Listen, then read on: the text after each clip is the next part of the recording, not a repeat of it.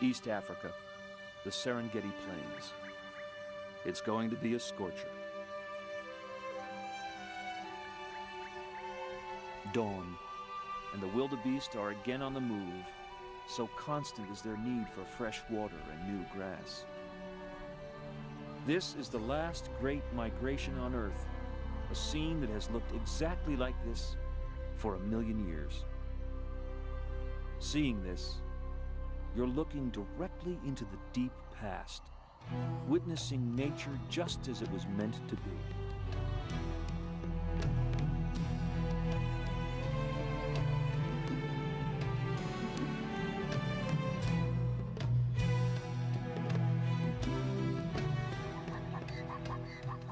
Geology and time created the perfect place here, an Eden for animals and evolution.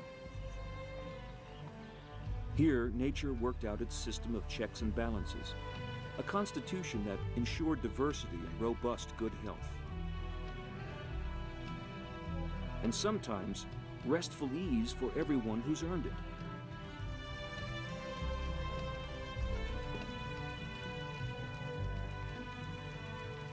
Almost unchanged today, this is the Serengeti, a national park near the border of Tanzania and Kenya, the size of Connecticut. There are about 3,000 Serengeti lions living in prides.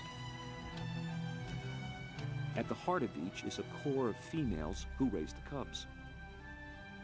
Each pride inherits a 50-square-mile territory passed down through the lionesses. In this social network, the males have but two jobs: to procreate and protect. The restful ease we associate with predators has two causes. This is a sensible way to get through the heat of the day.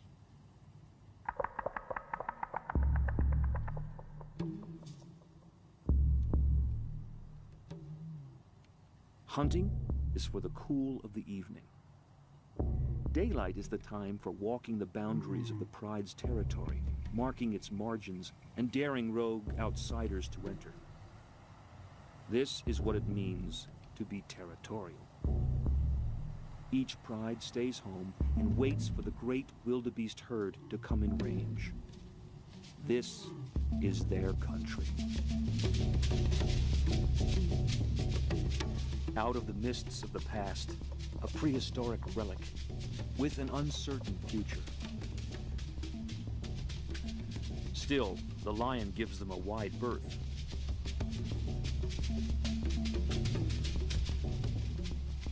This is the black rhino. It was the Greeks 2,500 years ago who gave this creature its name. Rhino means nose, and what a nose it is. Unfortunately, that nose has caused the decline of this once numerous beast. The black rhino has been hunted to near extinction. Only a few thousand survive on the whole planet. The rhino is not really black at all, but dusky. It's the rain that enamels them into their metallic and invincible black. They really have no predators, though desperate hyenas are known to attack infant rhinos, usually at their peril. They seem so placid and self-contained, though they can be unpredictable and horrific. But plainly, that is their nature. It's why they have no predators. It's their stern presence that forestalls attack. This is the man-o-war of the Serengeti.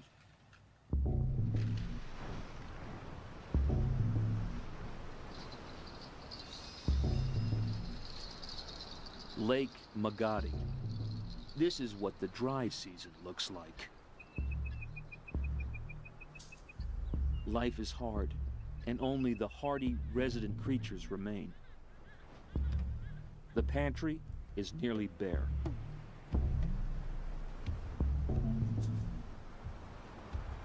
It's been a month since the last rain, and with daily temperatures over 100 degrees, water seems only a distant myth. But not for elephants, creatures who seem to thrive off their memories. They can find long-lost water, sometimes buried deep below the surface in waterlogged sand.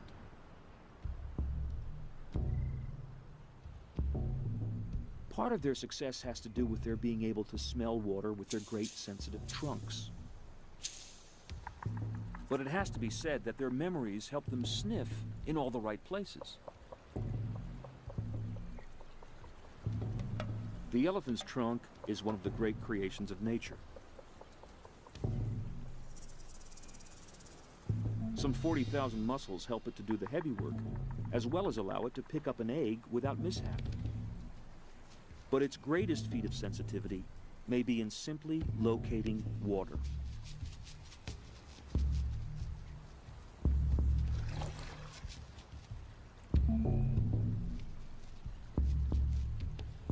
Elephants have a great thirst, 40 to 50 gallons a day. They must find it or die. This rogue male, its single tusk, a tribute to a lifetime of struggle and strife, has found all the water he'll need for a while. For now, though, he must leave it to find food, the hundreds of pounds of grasses and shrubs his body needs each day. He'll be back.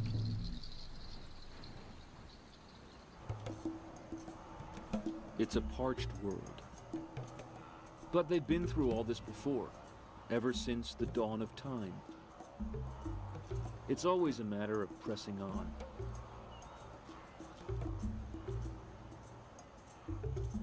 Hard times are not without some benefit. Hardship pressures the herd, prompting them to cope, to learn from this demanding season. Now, not all of them will survive, but those who do will constitute a more enduring and fitter species.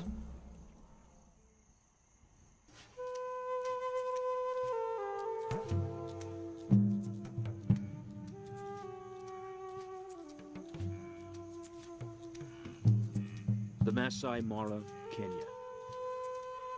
This may be the most demanding part of the 1,000-mile Great Migration. At every step of the way, there are eyes watching the wildebeests with empty stomachs and with evil intent.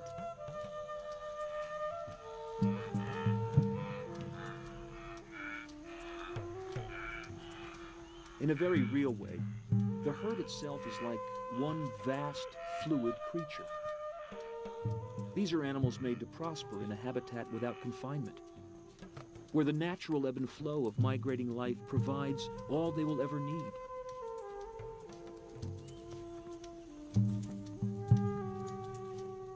The Great Migration is about to happen once again, drawn by the promise of sweet water and green pastures.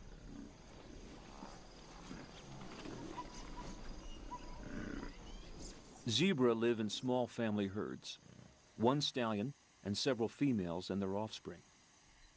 And they too travel with the wildebeest. There really is safety in numbers. Impala are the most graceful of the antelopes. Under attack, they bounce away in sharp zigzag patterns with amazing hang time, confusing their predators. Buffalo don't need to be either clever or athletic. They're one-ton bruisers.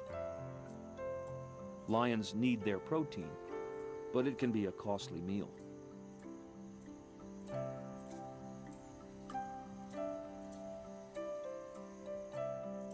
The oribi is a member of the antelope family.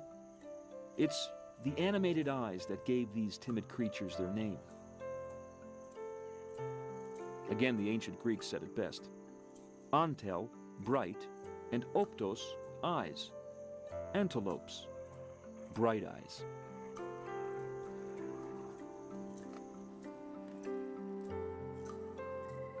Gazelles, on the other hand, were named by the Arabs rather than the Greeks. Gazelles, they called them. But the meaning was still the same. Bright eyes. This is the Thompson's gazelle. Tommy for short. Like all the members of the antelope family, Tommies depend on quick-twitch muscle response to escape from predators. Living in small herds, someone is always watching, always alert.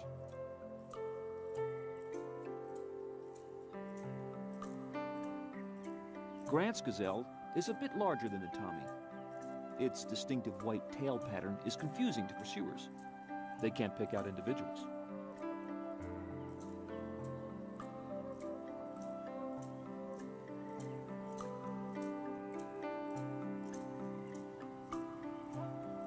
Among the largest members of the antelope family are the curious hartebeests with their long, stunned expressions.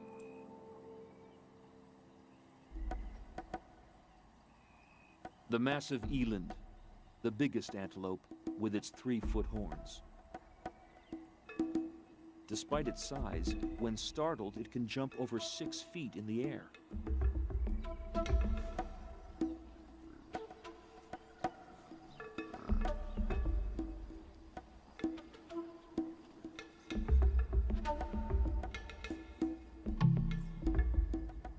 The little warthog can be a formidable foe. Its tusks are scimitar sharp, and predators prefer to attack them from the rear as they are fleeing. Head on, they're nothing but trouble.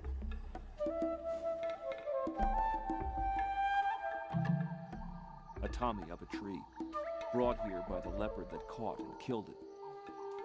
The rule in the Serengeti is that lesser predators have to hide their winnings from the opportunistic lions, who would rather steal than hunt. Up a tree, you're safe from lions. Usually.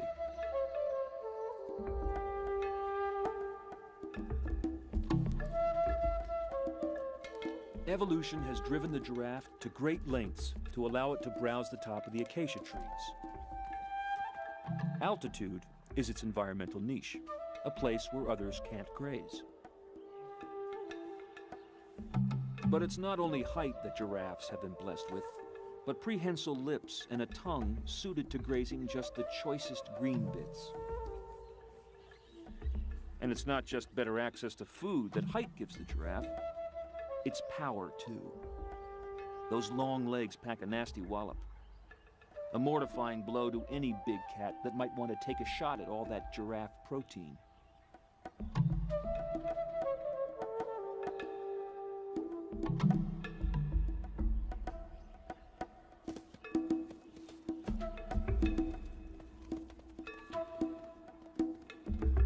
Play is the heart and soul of learning for all animal young, including humans.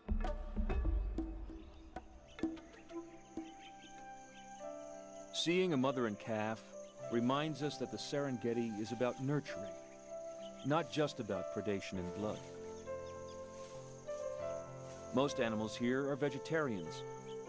Still, even for the carnivores, life is mainly about parents protecting and teaching the next generation. Could they be more like us, really? The eyes are the windows to the soul, and when they peer at us, what is it they see?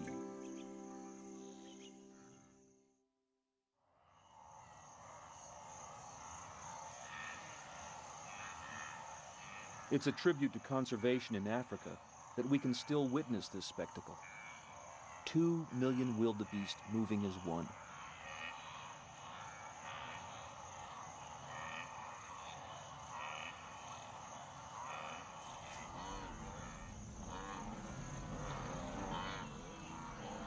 The Great Plains of North America must have looked like this when several million buffalo once ranged across them, from Texas to Canada, Iowa to Colorado.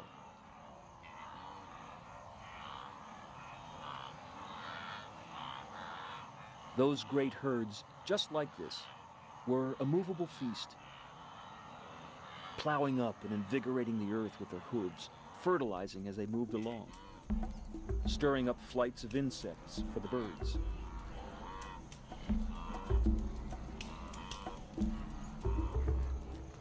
In America, senseless slaughter and greed ended all that, but not here, where the vast herd still winds its way as slowly and deliberately as ever.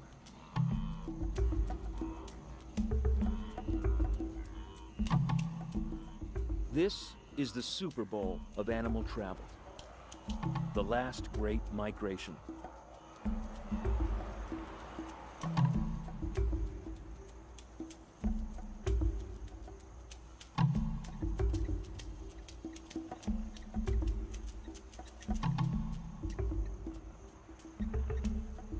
Even in the midst of all this potential food, there are other demands on a male lion. Providing for the next generation of lions, a duty which seems like a privilege, can become difficult. That's because females in estrus must copulate every 25 minutes over 3 days. What the act lacks in vigor, it makes up in frequency. Well, possibly. It's a demanding and sometimes humiliating life for the king of beasts. It's also a long-term commitment. For every cub born, the father's presence will be required for 2 years until his offspring can survive on their own.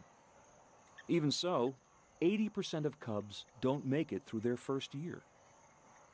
Meanwhile, the herd awaits the next attack. But there's little to fear from this pair today.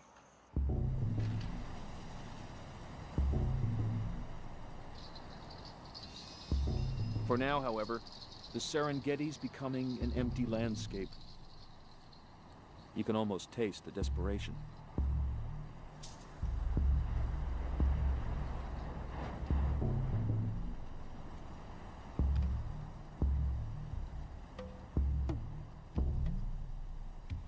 Predators, like lions, have fairly helpless and immobile young, which prevents them migrating to follow the feast.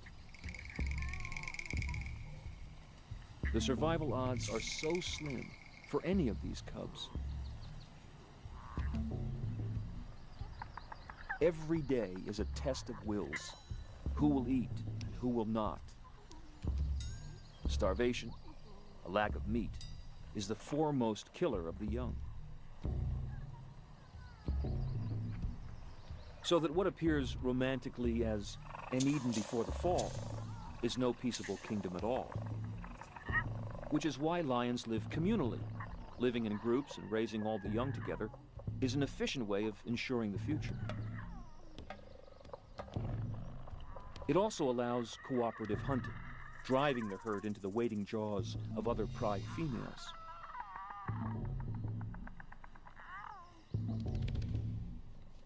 They look so motherly here, but it's the females who do the lion's share of the hunting. From tender grooming to horrific violence in the blink of an eye.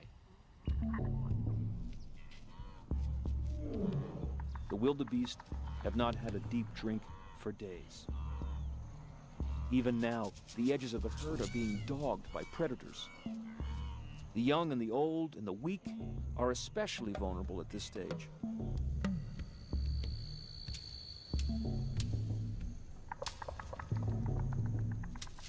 This carcass was downed by wild dogs. But a lion has sauntered in to claim the feast. It's what we mean by the lion's share. It means everything. Lions don't share.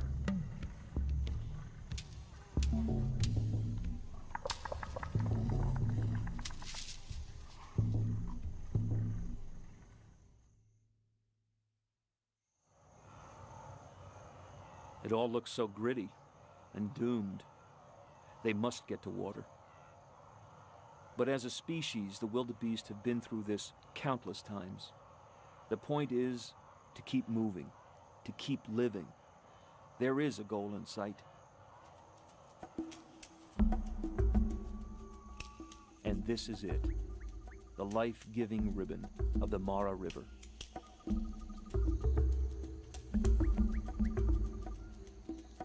The Serengeti is a Maasai word that simply means the wide place. But fortunately, it's a wide place that's split by the waters of the Mara. It always flows with a bounty of cool water, making its confident way toward Lake Victoria.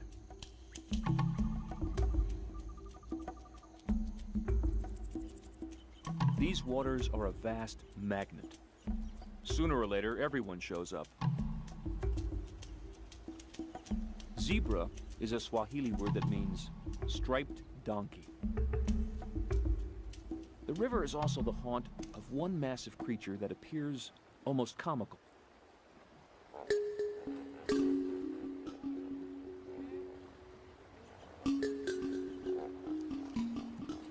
It's the huge 3-ton hippo with thick skin, cruel teeth and jaws, and the curious ability to urinate backwards.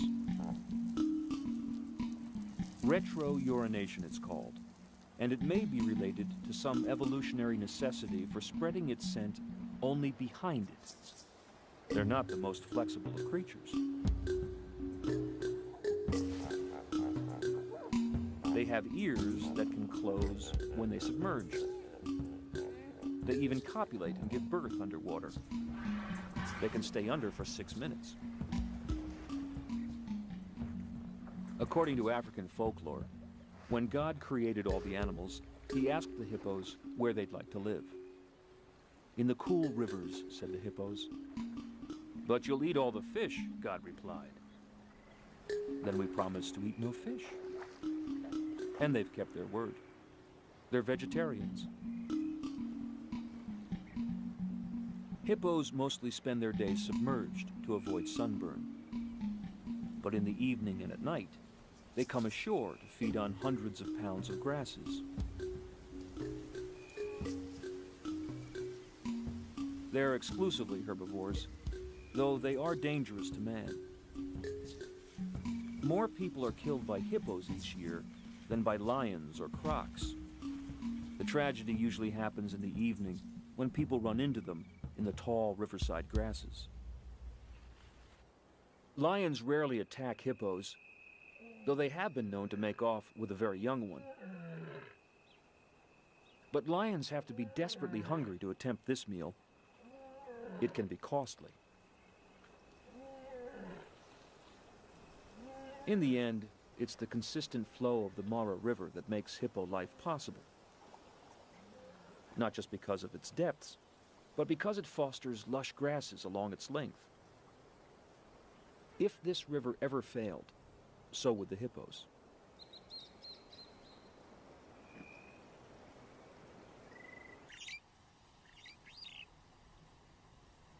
The region is dotted with forested areas, woods that are associated with the availability of water. Where water is scarce, grasses always outcompete the trees, and the land reverts to grassland. But not here.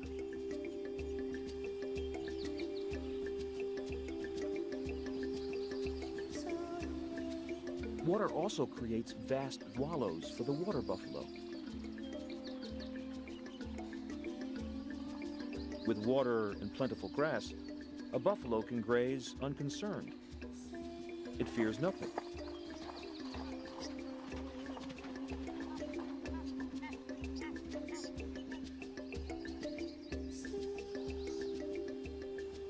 The water buck has little to fear as well. It has powerful musk glands whose smell actually repels crocs. So when it's pursued by lions, it heads for water. Crocs will have nothing to do with it.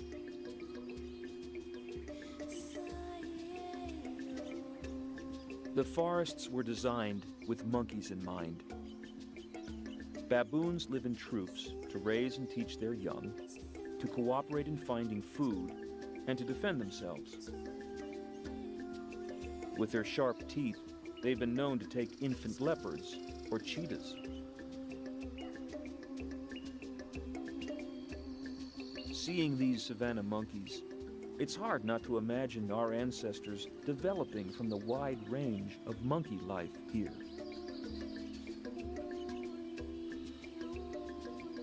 It's the sharing of food in return for grooming, the group affiliation and affection that are so compelling.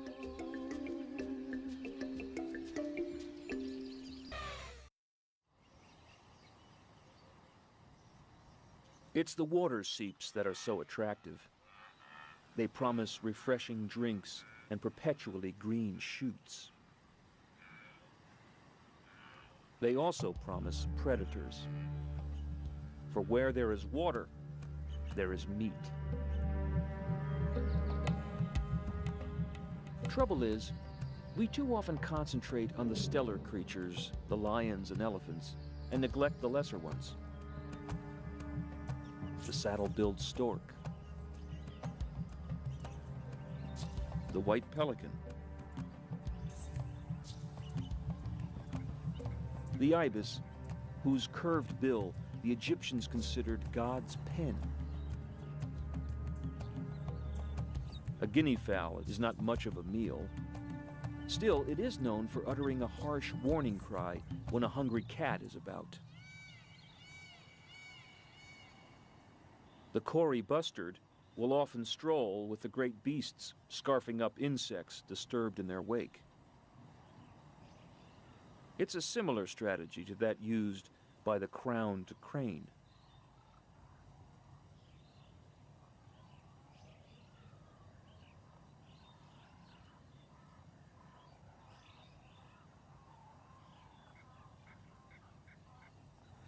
The ostrich responds to heat by fluffing its luxuriant feathers. A fluffed ostrich is its own umbrella. The slightest breeze through its feathers carries off masses of heat.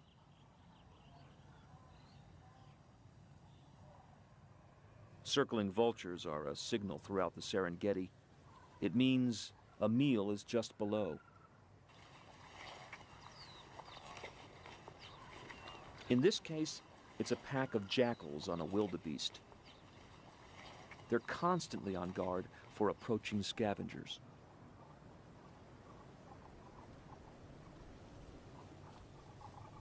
Because they can cover vast distances daily, and because they have telescopic eyesight, vultures are able to survive on scavenging alone.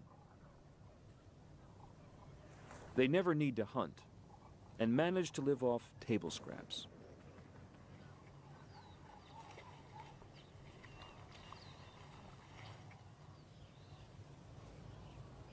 They're also fearless and casually land within a few feet of predators who could easily tear them to pieces. Fortunately, they're too busy eating.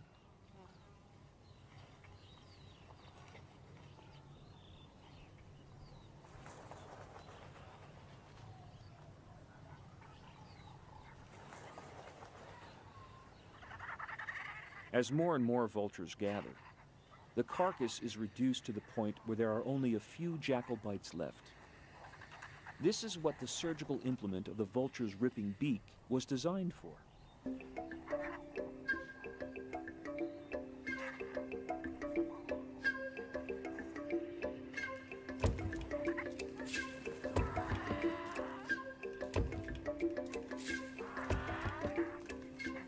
This looks like chaos, but in the crowd of vultures, Darwin's survival of the fittest is at play.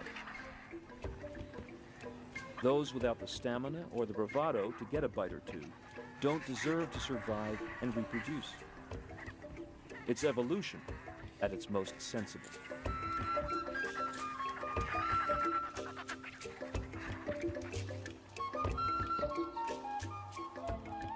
It's September, and time for the great herd to turn south again in search of green grass, recrossing the Great Mara River in force. But the river's deceptive and hides many dangers. For days on end, the herd comes to the edge, waiting for just the right moment to cross.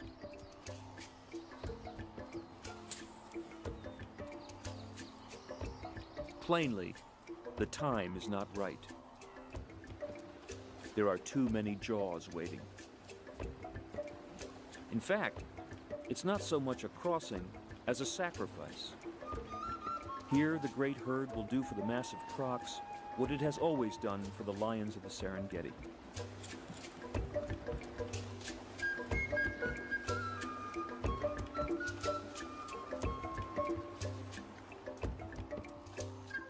It's around water that the herd is most vulnerable. The wildebeests are all concentrated at the crossing point. Still, sooner or later, they must overcome their dread.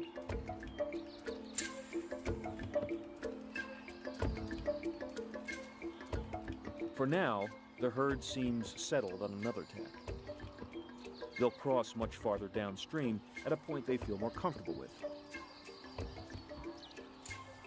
They've seen it all before. They know what to do. This is animal intelligence.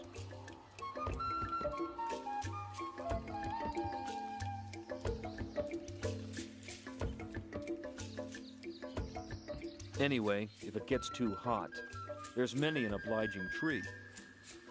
Shade can be as valuable a commodity as water.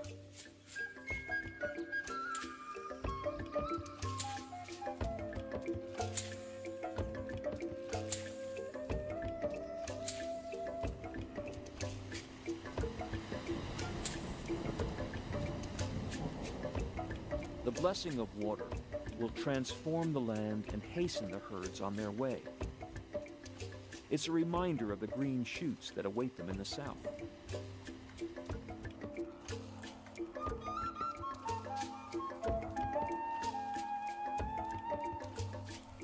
Though they are stressed, getting weak and losing weight, their only hope is to make it to the next crossing of the Mara, where the water is not too swift, where the banks are not too steep, and where there are none or few crocs.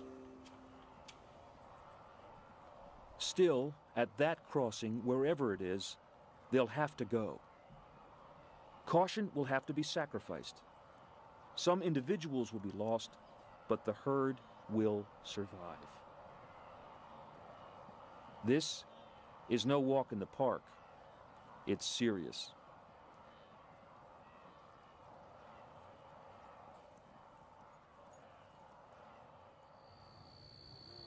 It's all one vast organism, the herd, predators, and the land. They all score off and depend on one another. It's a constant miracle how it all works out. And this is the scene of tomorrow's miracle, a baptism of fire.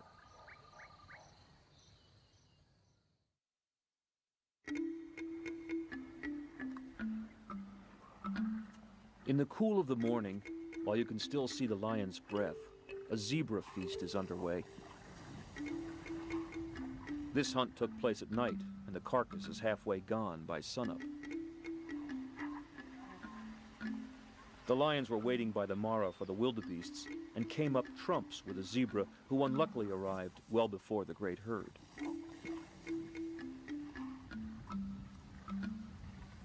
Lionesses almost certainly caught this meal, but a pride male has appropriated it to himself.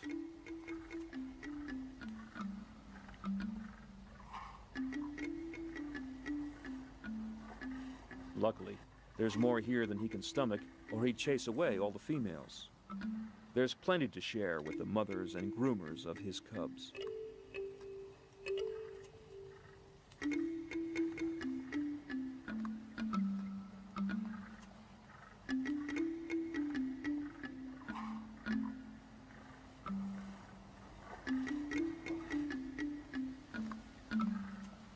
But no one else is getting in on the windfall, least of all a black jackal.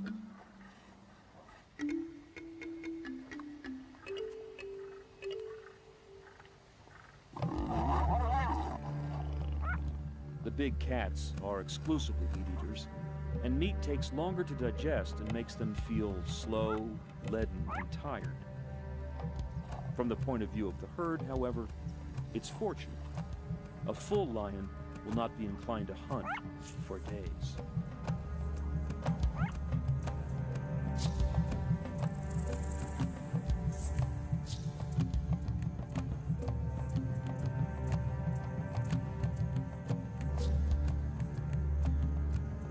For now, there's only one predator that the herd has to fear, the Mara. It's a great and unpredictable serpent, barring their way to the future.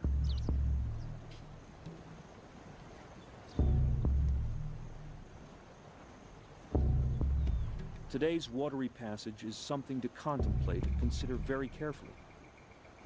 It's completely unnatural for the wildebeest to swim it. It's a killer. But somehow they know it's a passage they must make.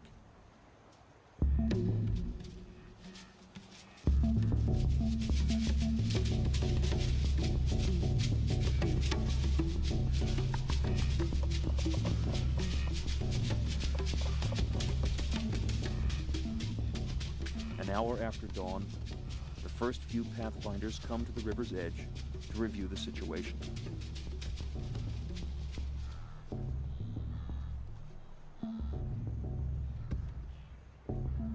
You can almost feel a groundswell of anticipation and eagerness to get the ordeal over with. But no one's going anywhere until the pathfinders choose the perfect spot and the perfect time. The herd doesn't live by consensus. It follows, without question, its leaders. This isn't blandness. It's behavior forged on the anvil of experience and evolution. And it's the only thing that works.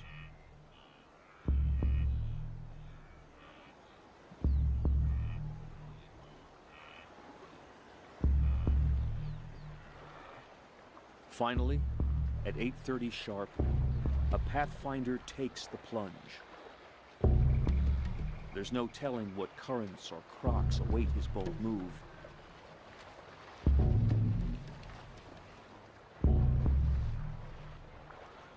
And then they all go suddenly, using the same spot to enter the fast-flowing Mara. There's so much pent-up demand to get to the other side.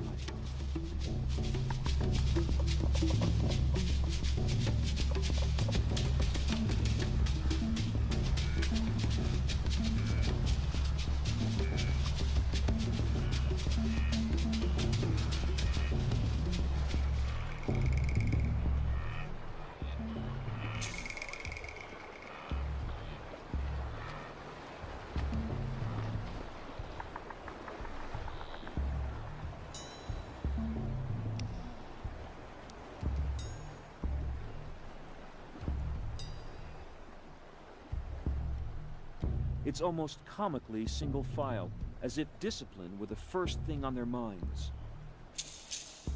But what is really happening here is fear. It's as if the river is a great predator, and their bodies and brains are reacting the same way that they must do when they're being singled out by the lions. They're running for their lives.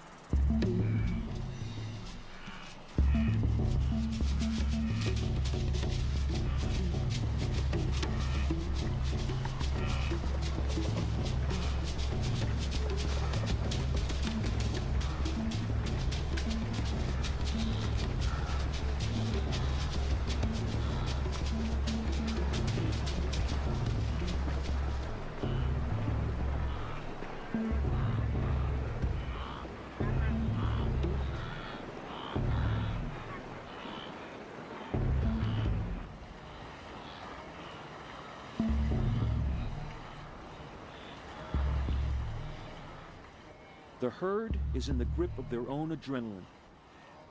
It's flight and fight. You can see it in their eyes.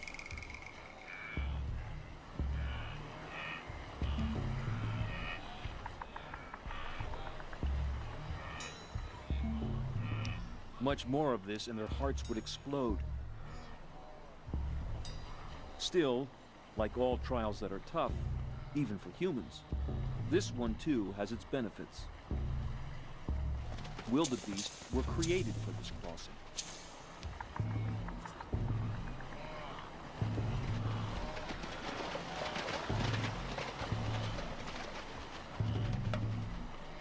They're powerful swimmers, but the current is strong. The exertion and the stress exhausts and drowns some. Others, particularly the young and inexperienced, get confused by the noise and violence of the crossing. The old ones, too, are at risk. You can only survive this so many times. Actually, it's not so much getting into the water that's the problem. It's getting out where everything begins to go pear-shaped. The single column of beasts has grown to several across, all trying desperately to get up the slick bank. Their hooves and horns are as dangerous to their own kind as the teeth of the lions and crocs are. At this stage, all discipline is lost. The young and the restless hurl themselves headlong into the foam. Suddenly, their body chemistry has turned these docile and placid creatures into animal athletes capable of jumping 20 feet.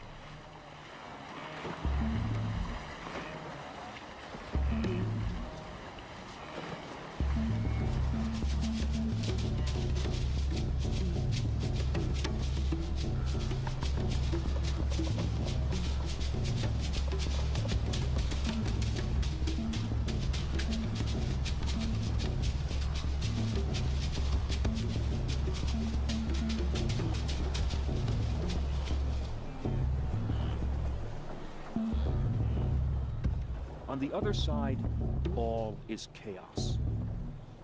The fiercest of injuries can occur at this point, injuries that the lions are only too willing to take advantage of.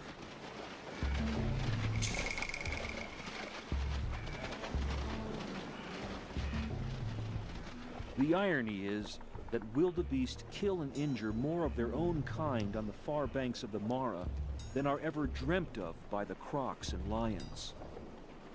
But this, too, is a sort of evolutionary weeding out of the herd.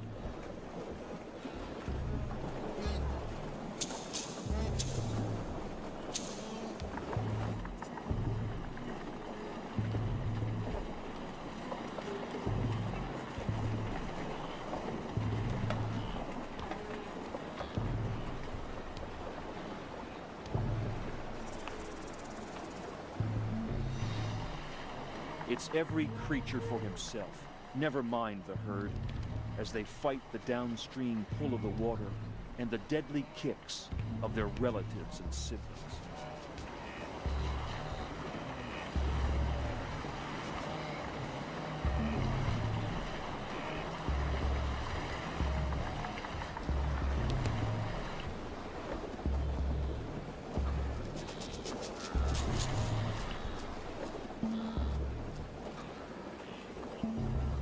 Certain points along the bank are destined to become boneyards. No one is escaping from here unless he or she tramples on the body of someone else.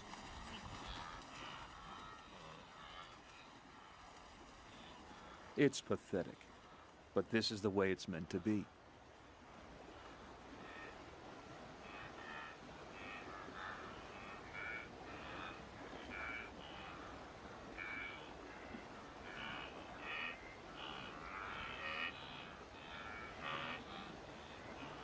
Sometimes a disoriented calf will return to the wrong bank, looking for its mother.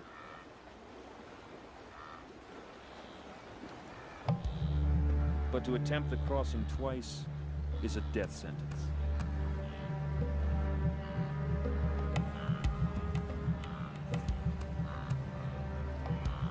Mothers have been known to do the same, seeking their calves. It usually ends up very bad.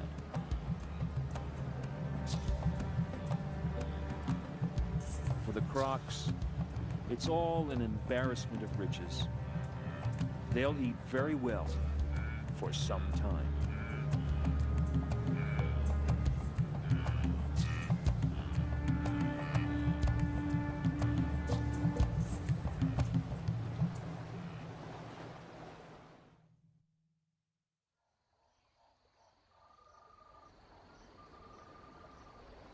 A solitary marabou stork supervises a pileup of wildebeest carcasses.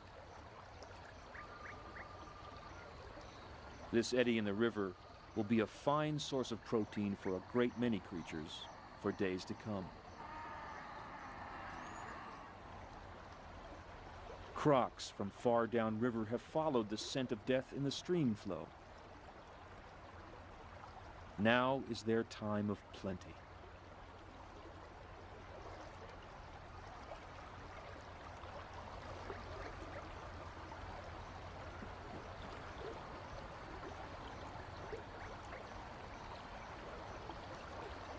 There are hundreds of wildebeest bodies in the river, but they will all be clean and disarticulated skeletons in a few days.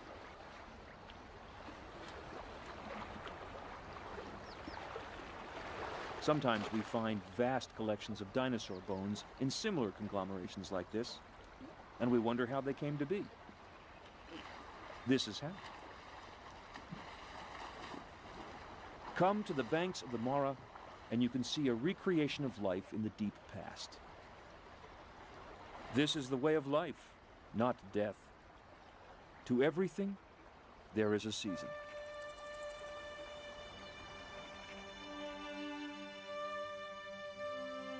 As the long day wanes, the Mara River flows calmly on, as if nothing has happened.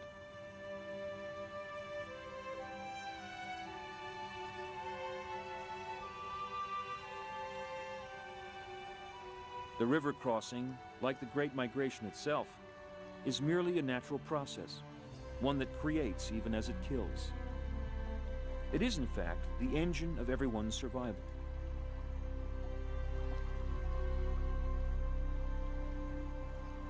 And so the wildebeest continue to forge ahead.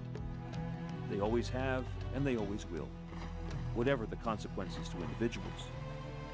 It's the herd that makes it all worthwhile.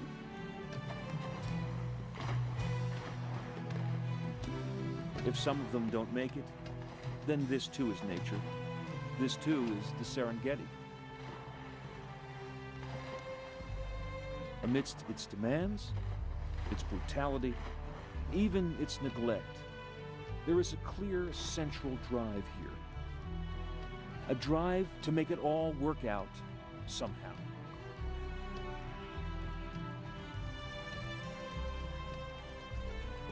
It's a mystery, but it's never surprising, and it's never wrong. It's just the way it is.